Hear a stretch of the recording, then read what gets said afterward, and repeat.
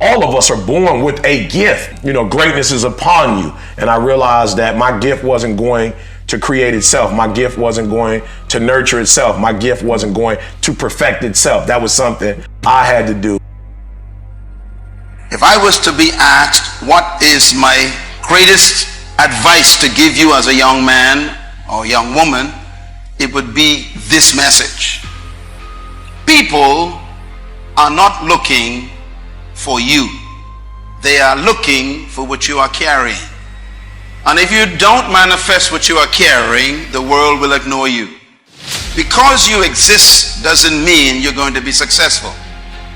Because you are on the planet doesn't mean that people are going to notice you. You can live an entire life and not be noticed by humanity.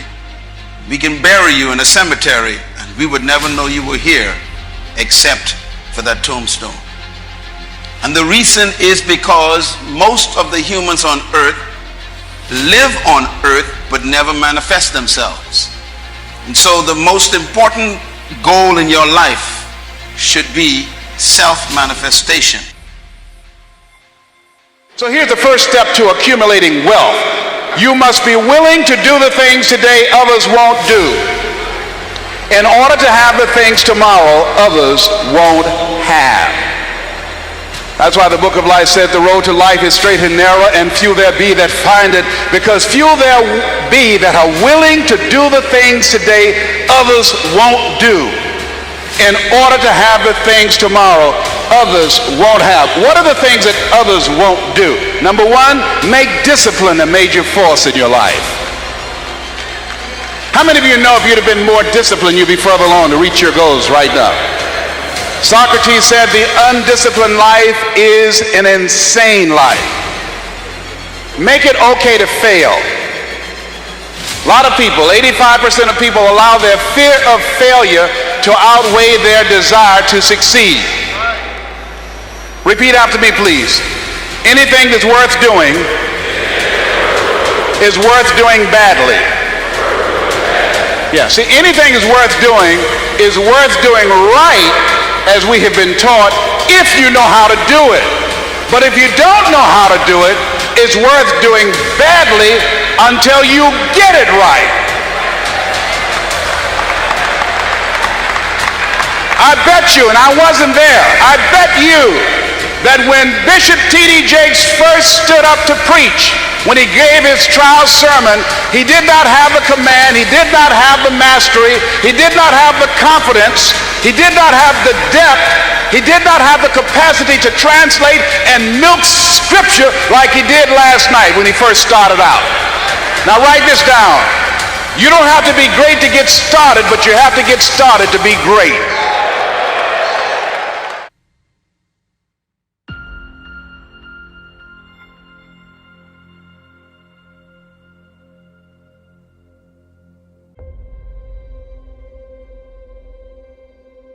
It takes courage to be exceptional. It takes courage to be wise.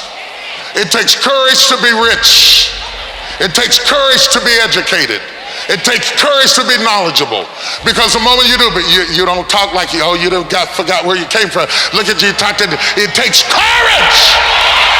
And I'm just wondering, in this weak, watered down, mediocre society that we live in today, in this reality TV world we live in today, I'm wondering if there's anybody left that's got the courage to say, after all I've been through, and all my ancestors have been through, and all my parents have been through, I didn't come through all of that just to fit in with normalcy. I have the courage to go after my dream. When I look in the mirror, I know there's no doubt I'm not like the rest. I don't need to check. There is no need. I am a different breed. You want to improve? You want to get better? You want to get on a workout program or a clean diet? You want to start a business? You want to write a book or make a movie or build a house or a computer or put together some mobile application? Where do you start? You start right here. And when do you start? You start right now. You initiate the action aggressively. You go. Because the idea isn't going to execute itself. And the book isn't going to write itself. And the weights out in the gym, they're not going to move themselves. You have to do it, and you have to do it now. So for me, my brain's saying, that's it, right there. Move as fast as a rocket, Mel. I wanted to change my life. And I think most people that are miserable or that are really like dying to be great and dying to have more, we want to change. We want to live a better life. We want to create more for our families. We want to be happier. The desire is there. Again, it's about how do you go from knowledge to action. So the first thing in the story that's important is realizing that the answer was in me. And my mind was telling me, pay attention. You can do this. You're great. You're special. You were born for a reason. Life's going to give you ultimately what you'll fight for. You know exactly what you're afraid of. You know exactly what you've been avoiding, and you got to make a decision to change it. You know exactly what it is. Don't BS anybody. You know what you need to do different. You know the changes you need to make. And if you can do that and stop kidding yourself, you can win. You can overcome your fear, overcome procrastination, whatever that is. The people in life that win play offense, not defense. Stop backing into everything. Stand up. Bow your back a little bit. Start to walk a little different. Start to be that best version of you. You can do it in your quiet way. You can do it the way you do it. But somehow they got to look at you and go, okay, I won't monkey with that one. Make a choice. Right? You just decide what it's going to be, who you're going to be, how you're going to do it. For my emotional well-being, 30 minutes every day in the morning, I have my morning rituals, which includes my visualization exercise, includes my attitude of gratitude exercise, which if you go to YouTube, you type in attitude of gratitude, you type in Dan Lok, you see the recording that I listen to every morning with my own voiceover, walk over with a piece of music. I do that every day. I do my breathing exercise because I want to get oxygen into my blood in the morning, fresh my day, get it going. So that's my morning rituals. 30 minutes a day, that's my daily discipline, non-negotiable. You with me so far? For my emotional well-being, yes? Okay. Now for my financial well-being, 30 minutes a day I'm looking at financials, investments, reviewing of numbers. I'm looking at those numbers. Check your bank account every damn day. Is it going up or is it going down? Right? Financial well-being, 30 minutes a day, looking at financials, investment, reviewing of numbers. Business well-being, 60 minutes. How long? An hour a day on marketing or self-promotions. That includes YouTube, Facebook, Instagram, interviews, everything. 1 hour a day to market my own brand. So it could be, you know what, just this morning I had an interview with a podcast. That's an hour. So that's my hour of the day. I did that interview. I post on Instagram, takes me 5 minutes. That's one thing. Post on Facebook, 5 minutes. Bam, that's done, right? Upload YouTube video, all these things.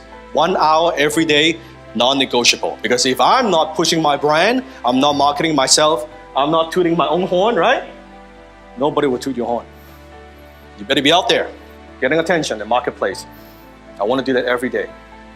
Every day. Every day. And then growth. So for growth, I have 60 minutes a day minimum learning.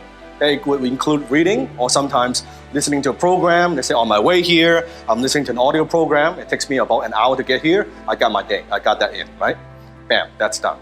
So minimum 1 hour a day learning. And for my physical well-being, go 60 minutes a day. So currently I'm at like 3 times a week, but I want to get to a point where I can do almost every day, or at least 6 times a day, 1 hour of exercise. That's what I'm aiming for, what I'm working towards. So far I'm doing 3 times a day.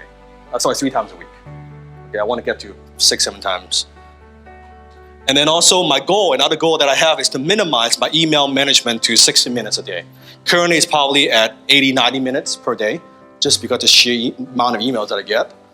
My goal is to cut it down to 60 minutes per day. Now, ask all my Dinner Inner Circle members, you know when they send me email, my reply is very, very short.